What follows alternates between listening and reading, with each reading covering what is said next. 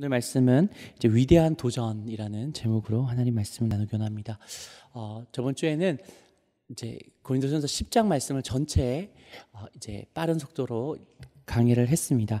오늘은 고린도전서 이제 1절과 2절 말씀, 11장 1절과 2절 두 절 말씀을 좀 이렇게 좀 자세히 함께 살펴보기를 원합니다. 이때까지 바울은 우리가 잘 알듯이 고기에 대한 얘기를 많이 하셨고, 또 1장부터 10절까지는 대부분 안타까운 마음에 너희 그렇게 하지 말라, 또 책망하고 또 간곡하게 권면하는 그런 말씀이었죠. 그런데 오늘 본문은 약간 성격이 다르게 어떤 권면이나 책망하는 말보다는 칭찬이 있고요. 그리고 이런 원칙으로 삶을 살라라는 바울의 말이 있습니다. 오늘 11장 이후로는 또 11장에 어떤 말씀이 있냐면 영적 질서에 관한 이야기, 또 성례식의 성찬에 관한 이야기, 또 뒷장부터 보면 이제 후반부에 우리 고린도전서에서 많이 언급하고 있는 영적인 은사에 대해서, 그리고 가장 큰 은사인 사랑에 대해서 13장이죠. 이후로는 이제 연보에 대해서 이제 말씀을 나눠주고 있습니다. 사도 바울이 이렇게 많은 권면을 했죠. 많은 권면을 하고 때로는 책망을 했는데, 근데 이렇게 책망을 했는 게 너희가 잘못해서 내가 너희를 책망하노라. 우리 마치 부모님이 자녀에게 너 이렇게 잘못했으니까 너 이렇게 맞아야 되고, 이렇게 못했으니까 이렇게 해야 돼 라고 얘기하듯이 우리가 쉽게 들릴 수가 있습니다. 하지만 바울이 어떤 권면을 모든 이제 편지로서 이제 성도님들에게 했을 때는 한 가지 이 위대한 원칙에 반드시 입각해서 그들에게 말을 했다는 것을 우리가 반드시 기억을 해야 됩니다. 본문을 한 번 더 보면요, 제가 한번 읽어보면, 내가 그리스도를 본받는 자 된 것 같이 너희는 나를 본받는 자가 되라. 너희가 모든 일에 나를 기억하고 또 내가 너희에게 전하여 준 대로 그 전통을 너희가 지킴으로 너희를 칭찬하노라. 아멘. 이 원칙에 대해서 우리가 살펴볼 때 우리가 그리스도인의 삶에 대해서 또 가르침에 대해서 놀라운 통찰을 얻길 소망합니다. 내가 너에게 이렇게 이거 하면 안 된다, 당치지 말고 이렇게 해야 된다, 믿음의 연약한 자를 먼저 생각하고 먹어야 된다, 이렇게 말을 하는 것은 마땅히 그리스도인으로서 또 하나님께서 원하시기 때문에 바울이 그들에게 얘기한 부분이 있습니다. 하지만 항상 바울은 그런 권면의 말뿐만 아니라 내가 그렇게 살고 있다, 내가 주님을 쫓아서 주님께서 원하시는 대로 삶의 모든 부분에서 내가 살고 있는데, 내가 이거 살고 있기 때문에 너희에게 이렇게 또 말하는 거다라고 말하는 부분이 같이 공존하고 있다는 것을 우리가 반드시 기억해야 됩니다. 동전이 한쪽 면만 있으면, 이게 너무 많이 이제 들었던 비유이시지만 또 들어본다면, 한쪽 면만 있으면 가짜 동전이잖아요. 양쪽 면이 다 붙어 있어야지 이게 500원도 되고 뭐 이렇게 여러 가지 동전이 될 수 있는 것처럼, 우리가 그리스도인으로서 누군가에게 권면하고 또 이렇게 바울처럼 상담해 줄 수 있으나, 우리가 반드시 하나님께서는 그런 자에게 하나님께서 원하시고 바라시는 것은 그 사람이 말한 대로 이제 살고 있어야 된다라는 것들이죠. 특별히 여기서 바울은 예수님을 본받는 삶에 대해서 이야기하고 있습니다. 왜 예수님을 내가 본받으니까 너희도 예수님을 본받으라가 아니라 나를 본받으라라고 말하고 있을까요? 여기서 우리가 하나님의 삶의 원칙뿐만 아니라 우리가 서로에게 영향을 주고 또 양육을 받잖아요. 우리가 성경 공부와 마더와이즈와 커피 브레이크로 성경 공부를 하고 있는데, 하나님께서 그렇게 말씀을 나누는 양육 방법도 있지만 또 하나 중요한 양육 방법이 뭐냐 하면, 이제 믿음의 사람을 우리가 이제 보고 도전을 받는 거죠. 여러분이 신앙생활을 이제 처음 했을 때부터, 물론 모태신앙이실지라도 했을 때부터 지금까지를 한번 돌이켜 보십시오. 돌이켜 볼 때 어떨 때 그 믿음이 가장 성장을 많이 했던 것 같으신가요?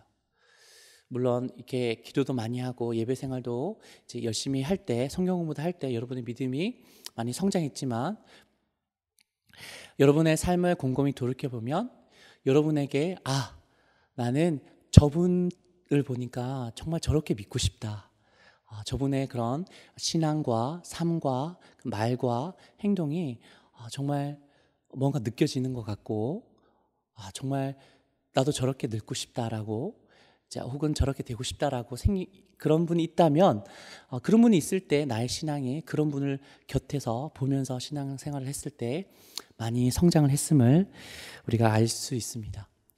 할렐루야, 아멘. 그래서 바울이 나를 본받으라라고 했던 말은, 바울이 내가 사도니까, 내가 또 위대한 하나님의 영적인 지도자니까 나를 본받으라라고 하지 않았습니다. 그런 측면이 아니라 바울은 우리에게 우리 스스로를 하나님께서 교회를 세우시는 원칙에 대해서도 말씀하고 있는 거죠. 여러분은 지금 본받고 싶고 따르고 싶고, 그리고 또 그분이 하는 말씀을 계속 묵상하면서, 물론 설교일 수도 있지만 그분이 했던 어떤 권면을 계속 묵상하면서 그걸 생각하면 마음이 참 도전받고 기쁜 그런 분이 혹시 지금 있으십니까? 네, 있을 수도 있고 없을 수도 있을 것 같습니다. 그런데 우리가 이 원칙을 알게 되면, 우리가 계속 성장하려고 하면요, 그런 분들을 계속 찾아야 됩니다. 네. 왜냐하면 하나님께서 우리의 심령들을 그렇게 이제 양육하기 원하시기 때문이죠. 성경에 있는 원칙이기 때문입니다. 저도 그 20대 때는 하영조 목사님의 설교를 많이 들었고요. 이제 오늘 소천하셔서 하영조 목사님 설교를 많이 듣고 도전받고, 저렇게 목회하면 되는가라고 생각을 했고, 이후에는 이제 하나님께서 이제 보여주시는 분이 계십니다. 네, 그 이후에는 옥하는 목사님이나 책을 통해서 여러 믿음의 선진들을 보면서 내가 정말 이럴 때는 이런 부분에서는 이렇게 살아야 되는 거구나라고 느낄 때가 참 많았습니다. 그래서 지금도 그 소천하신 분이시든 어느 분이시든 허스트 테일러 같은 그 믿음으로 선교를 중국을 개척했던 그런 분의 책을 읽거나 그렇게 하면서 이분의 본을 받으려고 하는 거죠. 네. 근데 우리가 그런 원칙으로 지금도 그런 분이 만약에 여러분이 없어졌다면 하나님께 구하면서 그런 분들을 우리에게 보여달라고 구할 필요가 있는데요. 오늘 또한 바울은 자기를 본받으라라고 얘기를 했습니다. 자기를 본받으라고 했던 이유는 본인이 예수님을 이제 닮고 있기 때문에 나를 본받으라라고 했는 것이죠. 하나님께서 또한 여러분이 이런 말을 하기 원하신다는 것을 우리가 또한 알아야 될 줄 믿습니다. 여러분이 누구에게 나를 본받으시오라고 이제 과감하게 말할 수 있으신가요? 네, 어렵죠. 네, 우리는 죄인이고 그렇기 때문에 그런 말을 하기가 참 그것만 해도 교만이 아닌가라고 우리가 생각할 수도 있을 것 같습니다. 하지만 우리는 하나님께서 바울이 그렇게 얘기했던 부분에서 바울이어서 그렇기 때문에 그런 것이 아니라 우리도 그런 말을 할 수 있어야 된다라고 주님께서 우리에게 말씀을 하고 있는 것이죠. 우리 자녀들 양육하거나 우리 가족들에게 우리 예수님에 대해서 소개하고 또 복음에 대해서 우리가 설명할 수 있는데 그것도 있어야 되지만, 우리가 만약에 우리 자녀들에게, 우리 전도하려는 가족들에게 나의 삶을 봐라, 나의 삶을 볼 때 예수님이 안 느껴지니? 라고 말을 할 수가 아예 없다면, 아예 그 시도도 할 수 없다면 우리가 이런 말을 하는 것이 오히려 많은 열매를 맺지 못하고 주님께서 의도한 결과를 못 맺을 것입니다. 우리 예를 들어서 한번 생각해 보면요, 제가 우리 하늘누린 교회 사역을 하면서 이제 이준호 목사님, 우리 개척하신 고이조 목사님 얘기를 많이 추억을 듣는데 그 얘기를 들어보면 하나님께서 이준호 목사님을 세우지 않으셨다면 여기 앉아 계신 여러분들의 분들 중에서 지금 믿음이 아닐 그런 분들이 있을 거라고 생각됩니다. 그 목사님이나 사도 바울뿐만 아니라 하나님도 우리에게, 가족들에게, 그리고 우리 가까운 사람들에게 우리가 예수님을 따르는 자인데 너희도 나의 삶을 본받으라라고 주님께서 말씀하기 원하시는 거죠. 할렐루야, 아멘. 이것이 얼마만큼 중요하냐 하면 하나님께서는 우리를 이렇게 하기 위해서 우리를 구원하셨다라는 것들을 우리가 알아야 됩니다. 하나님께서 우리를 구원하신 이유가 당신의 자녀 삼기 위해서, 그리고 우리를 통해서 주님께서 이제 찬양도 받으시고 기도도 받으시고 예배도 받으시고 하지만 우리가 예수님을 본받고 또 예수님의 형상을 나타냄으로 말미암아 바울처럼 사람들도 우리의 모습을 보고 예수님을 따르려는 그런 도전을 주게 하려고 예수님께서 우리를 구원하셨다라고 말씀하고 있는 것이죠. 우리 로마서 8장 29절과 30절 말씀을 한번 보겠습니다. 8장 29절과 30절 말씀 제가 봉독하겠습니다. 하나님이 미리 아신 자들을 또한 그 아들의 형상을 본받게 하기 위하여 미리 정하셨으니 이는 그로 많은 형제들 중에서 맏아들이 되게 하려 하심이니라. 또 미리 정하신 그들을 또한 부르시고 부르신 그들을 또한 의롭다 하시고 의롭다 하신 그들을 또한 영화롭게 하셨느니라. 아멘. 우리 계속 이거 스크린을 보면요, 하나님께서 우리를 창세년에 선택하셨는데 왜 선택하셨다고 29절에 말씀하고 있죠? 네, 그 아들의 형상을 본받게 하기 위해서. 사도 바울이 오늘 우리 11장 1절의 말씀처럼 내가 그리스도를 본받는 자가 된 것 같이 너희는 나를 본받는 자가 되어라 라는 말씀처럼 우리를 하나님께서 창세년에 선택하시고 구원하신 그 목적이 예수님을 본받는 자가 되게 하기 위해서라고 말씀하고 있습니다. 그래서 우리가 예수님을 믿고 또 많은 복을 받을 수 있죠. 이제 많은 복을 받고 누리고 또 이제 헌금도 할 수 있고 많은 봉사도 할 수 있습니다. 많은 봉사도 할 수 있는데 교회에서 이건 하나 얘기이기 때문에 여러분을 향해서 말하는 건 아닌데요. 분란이 일어나고 그 사람만 가면 평화가 깨지고 그런 어려움이 자꾸만 생기면 그 사람이 아무리 복을 많이 받고 경제적으로 하나님 은혜를 받고 많은 것들을 할지라도 하나님께서 우리를 부르신 구원하신 그 근본 목적에서 어긋난 사람이 될 수 있다는 것들을 우리가 분명히 기억해야 됩니다. 하나님께서 왜 우리를 선택하시고 왜 구원하셨다고요?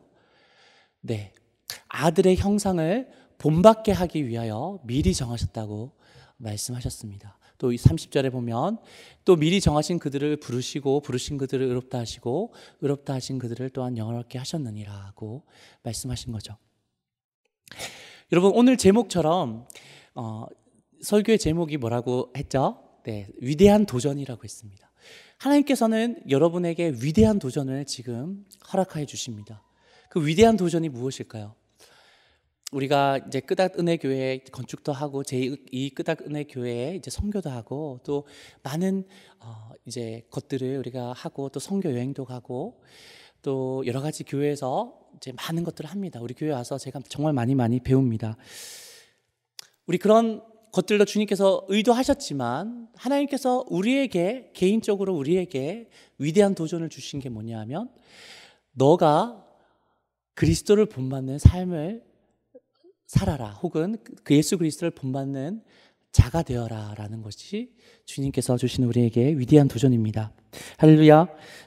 우리 2절 말씀 한번 보면요, 우리 오늘 본문 2절 말씀 보면 이렇게 말씀하셨죠. 너희가 모든 일에 나를 기억하고 또 내가 너희에게 전하여 준 대로 그 전통을 지킴으로 너희를 칭찬하노라. 아멘. 사도 바울이 그들에게 이제 교회를 개척하고 또 많은 이제 같이 동거동락하면서 이제 그들을 양육하고 또 계속 전도를 했습니다. 근데 우리가 그때 생각할 수 있는 것은 고린도 교회 성도들은 바울에게 하나님 말씀 많이 들었겠구나, 혹은 바울에게 참 이제 성경의 정말 복음의 정수를 들었겠구나, 이런 생각을 할 수 있죠. 또 많은 이제 기적도 일어났으니까 하나님의 놀라운 기적을 받겠구나라고 했지만 사도 바울이 2절을 한 번 더 띄워주시면요, 어떻게 얘기했죠? 너희가 모든 일에 나를 기억하고 라고 말했습니다. 이 말은 사도 바울이 그들과 함께 살면서 모든 일에 그리스도의 향기를 나타내는 모범을 보였다라는 것들을 얘기하는 거죠. 제가 존경하는 좀 전에 말했던 하영주 목사님도 이렇게 얘기했습니다. 어떻게 얘기했냐 하시면 목회를 할 때 성도님과 일정 거리가 있어야 된다. 너무 가까이 알아도 안 좋고 그러면 이렇게 어느 정도 이렇게 선이 있어야 된다라고 얘기를 했습니다. 얘기를 했는데 제가 아직까지 많은 경험을 못해서 그런지는 잘 모르겠는데, 그 말씀이 어떤 부분에는 분명히 지혜롭고 맞는 말씀이지만 어떤 부분에서는 좀 조심해야 되는 부분이 있는 것 같습니다. 왜냐하면 예수님도 제자들과 같이 3년 동안 같이 자고 먹고 가르치고 같이 사셨잖아요. 바울도 고린도 교회에서 같이 그들과 함께 자고 먹고 말씀 전하고 이게 동고동락하면서 그들에게 하나님 말씀도 전하고 하나님 복음의 그런 진수를, 십자가를 온전히 정했고 성령의 능력을 나타냈지만, 그것뿐만 아니라 바울은 모든 일에 아침에서 이제 눈 떠서 일어나고 또 잠자리 들 때까지 모든 일에 그들에게 그리스도의 모범을 보이고 그리스도를 닮아 살아가는 자들의 이제 본을 보였다는 것이죠. 여러분 주위에 이런 사람이 있으면 얼마나 복될까요? 여러분 같이 자고 같이 일어나고 같이 자는 사람이 누구죠? 자녀들이 출가했으면 남편과 아내죠. 부부입니다. 여러분 남편이 정말 모든 눈 뜨면서 이제 집안일을 하고 또 직장을 가고 집에 오고 또 여러 가지 일 가운데, 모든 일 가운데 나에게, 내가 아내라고 하면 나에게 예수님의 향기를 맡게 하는 거죠. 그리고 그 남편을 보면 예수님이 느껴져요. 할렐루야. 여러분 그러고 싶습니까? 아멘. 아니 그럼 반대로 아내가 이제 남편이 눈 딱 떴는데 그 어떤 이제 목사님 사모님, 수녀 출신인데 김현수 사모님은 그 남편 목사님을 깨울 때 신혼 때만 그렇습니다. 어떻게 깨웠냐 하면 이제 클래식을 잔잔하게 틀어놨다고 합니다. 클래식 잔잔하게 틀어놓고 온도 커피를 내려서 원두 커피를 남편의 코에 대면서 여보 깨우지 않고 그 원두 커피의 향기로 깨라고, 여보 일어나세요 이렇게. 요새는 안 그러는데 신혼 때 그렇게 하셨다고 하는데, 그런 아내를 둔겠어요. 그래서 항상 내가 스트레스도 많이 받고 하지만 그 집에 오면 아내가 항상 나를 반겨주고 또 지지해주고 격려해주는 그런 아내를 둔 남편은 어떻겠죠? 그 아내를 통해서 예수님의 사랑과 향기를 느끼게 되잖아요. 모든 부분에서 참 행복하겠죠. 그런데 그런 것들을 바라지 말고 하나님께서 오늘 말씀을 통해서 너가 그런 자가 되라고 우리에게 말씀하고 있습니다. 그리고 그래서 2절 말씀을 보면 너희가 모든 일에 나를 기억하고 내가 너희에게 전해준 대로 그 전통을 너희가 지킴으로 칭찬하노라. 내가 모든 일에 그리스도인의 그런 그리스도를 닮는 자의 모범을 너에게 보여줬으니 너는 나를 본받는 자가 되고 너희도 주위의 사람들이 너를 볼 때 그러한 자가 되라라고 우리에게 말씀하고 있는 거죠. 우리 그런 자가 되기 원합니다. 아멘. 우리 예수님께서는 그런 삶을 여러분에게 도전하시고 계십니다. 그게 여러분들에게 주신 가장 위대한 도전이죠. 우리 계시록 3장 20절에 보면 하나님께서 라오디게아 교회에게 이렇게 말하고 있습니다. 우리 함께 한번 읽어보겠습니다. 볼지어다 내가 문 밖에서 서서 두드리노니 누구든지 내 음성을 듣고 문을 열면 내가 그에게로 들어가 그와 더불어 먹고 그는 나와 더불어 먹으리라. 아멘. 이 말씀 너무나 잘 알고 있죠. 우리 예전에 제가 대학교 때 다녔던 교회에 보면 성화가 있습니다. 그 교육관 2층에서 3층 올라가는 길에 정말 큰 성화가 있어요. 성화가 있는데 예수님이 사실 그렇게 생기진 않았지만 웬 그 금발 백인이 이렇게 하얀 옷을 입고, 여러분도 많이 봤을 거 생각합니다. 여기 초롱불을 들고 이렇게 큰 이렇게 문에 이렇게 하고 있는 거, 그런 성화가 한때 많이 유행했었는데 그런 성화가 이 모습이죠. 하나님께서 이제 문 밖에 서서 우리의 마음 문을 두드린다는 그런 말씀을 우리가 잘 알고 있습니다. 여러분 이 말씀은 예수님 믿지 않는 자들에게 예수님께서 하신 말씀이 아닙니다. 라오디게아 교회에게 하나님께서 하신 말씀이죠. 하나님께서 라오디게아 교회는 경제적으로 많이 부유했지만 주님께로부터 뜨거운 마음이 없었고 주님께서 차든지 뜨거운지 하도록 하라. 내가 토하고 싶을 정도 이제 미식미식하다 너의 영적 상태가, 이렇게 말씀하셨고 열심을 내라라고 했던 교회입니다. 그 교회 이제 후반부에 예수님께서 볼지어다 내가 문 밖에 서서 두드린다.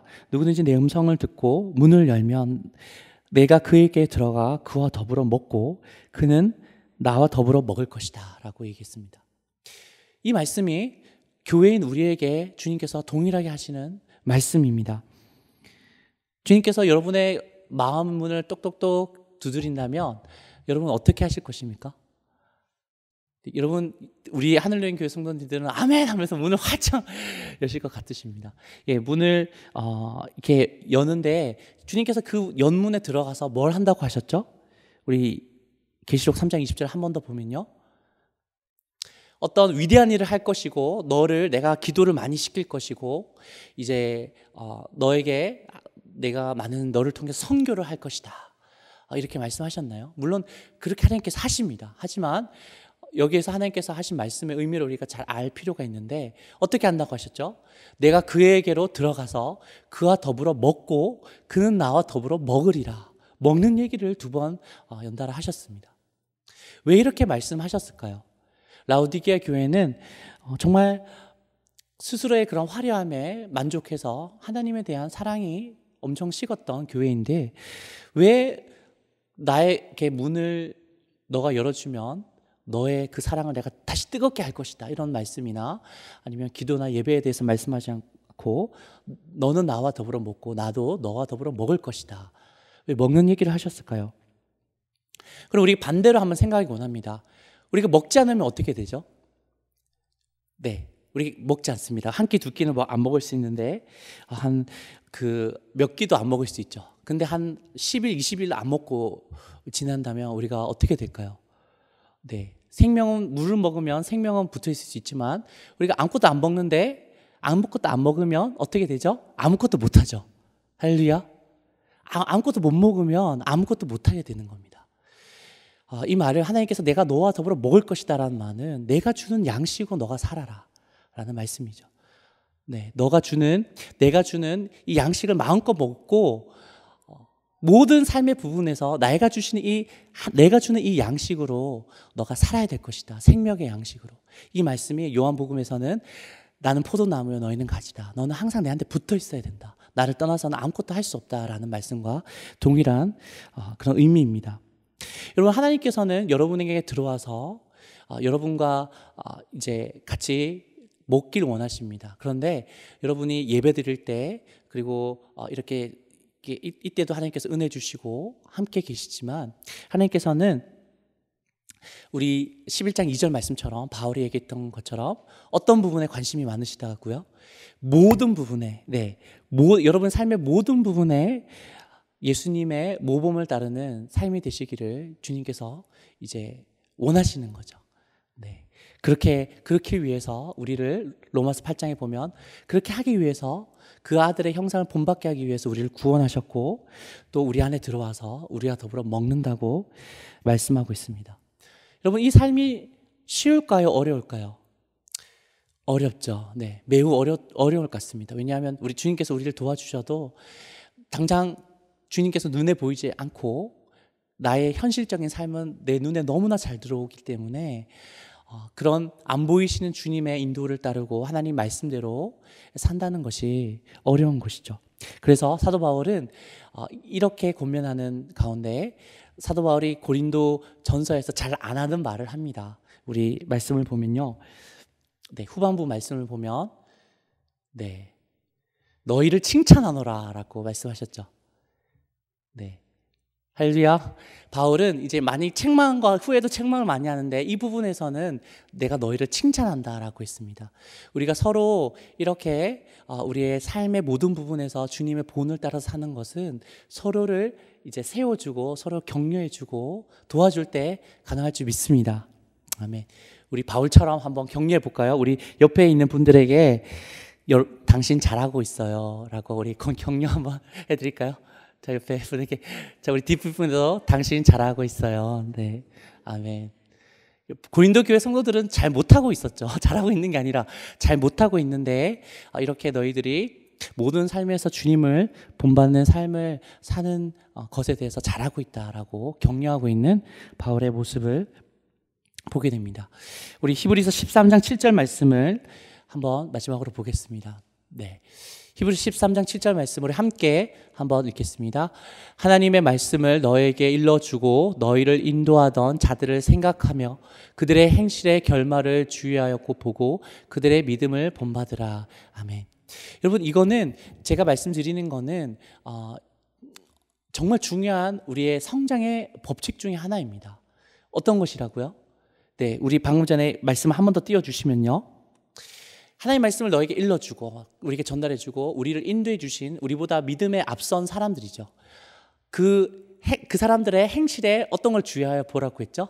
결말. 예, 우리가 무턱대나 아무나 따르면 절대 안 되고요. 그들의 결말을 주의하여 보고, 이 말은 검증하라는 말이죠. 우리가 정말 본받을 사람이 있는 것이 나의 믿음의 성장에 큰 도움이 되고 반드시 필요한 것인데, 히브리서 기자는 그들의 결말을 잘 주의하여 보아야 되지만 어쨌든 그들의 믿음을 어떻게 하라고요? 본받아야 된다. 여러분이 지금 믿음에 본받을 사람이 있는 것은 정말 큰 축복입니다. 그리고 없다, 나는 지금 누구를 받더라도 나보다 믿음이 좋은 사람이 없어 라고 생각하시는 분은 없으실 거라고 믿는데요. 나는 별로 없는 것 같아. 여러분, 있습니다. 지금 주변에 없을지라도 여러분, 정말 우리 기독교 역사 가운데 최근에 하나님이 조선을 이처럼 사랑하사라는 좀 얇은 책을 읽어보니까 우리 믿음의 선진들이 일제 핍박으로 순교하고 또 신사참배를 거부해서 정말 감옥에서 비참하게 죽고, 네, 또 공산당 치하에서 정말 많은 믿음으로 피로 믿음을 지키신 많은 분들이 있더라고요. 제가 알지 못했던 외국 선교사님이 지은 책인데요. 그걸 볼 때 내 가슴이 뜨거워지고, 나도 기왕 예수님 믿을 거면, 사역을 할 거면 주기철 목사님이나 이제 거기 나와 있던 그분들처럼 섬겨야 하나님을 믿어야 되겠구나 하는 뜨거운 마음이 올라와서 정말 저의 믿음이 새롭게 되는 것들을 경험했습니다. 여러분도 그런 분들을 어떻게 해야 된다고요? 찾으셔야 되죠. 기도 가운데 찾으셔야 되고, 그분들을 바라보면서 이제 많은 것들을 이제 본받을 필요가 있죠. 하지만 하나님께서 오늘 말씀의 처음처럼 여러분도 그런 자가 되기를 원하십니다.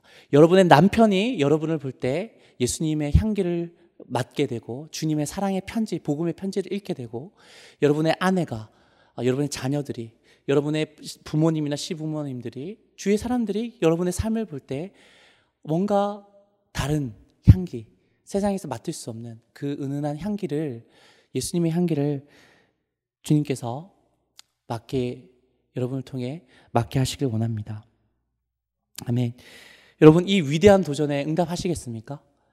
아멘. 네, 이 위대한 도전에 우리가 정말 주님께, 우리는 연약하지만 주님 말씀에 순종하면서 내가 그런 자가 되기 원합니다. 그 소원을 가지고 우리가 기도할 때 우리의 힘이 아닌 하나님의 은혜로, 성령의 인도하심으로, 또 하나님 말씀의 권능으로 우리를 바울처럼 나를 본받는 자가 되십시오라고 말씀을 할 수 있는 주님의 편지와 향기가 될 수 있게 여러분을 인도해 주실 줄 믿습니다.